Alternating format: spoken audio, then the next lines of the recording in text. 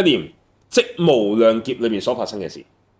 無量劫所發生嘅事即係一念，即係頭先所講嗰個啫嘛，再延續落去啫嘛。頭先嗰個就係咩啊？頭先嗰個就係一念即無量劫，無量劫即一剎那即無量劫，無量劫即一剎那啊嘛，係嘛？你成佛就係一剎那，但係你修行你就會覺得自己收咗無量劫，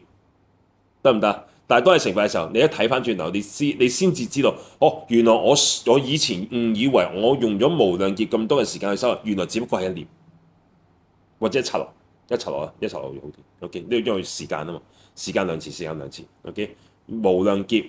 等於一剎那，一剎那等於無量劫，無量劫冇多過一剎那，一剎那冇多過無量劫，所以你一剎那裏邊嘅一念心等於無量劫你以嚟所做嘅種種，無量劫以嚟所做嘅種種以一念心去構成，所以你當下修儀軌嘅嗰一念，你供養本尊或者你做種種唔同嘅練習嘅時候，一剎那頃同時具足，得唔得？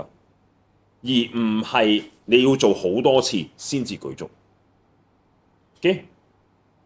即係個概念上邊啊，你係一剎那裏邊就已經圓具晒成件事，而唔係你要修好多次先至圓具，唔係博有一次圓具，而係你每一次嘅嗰一念都係圓具，都係圓滿。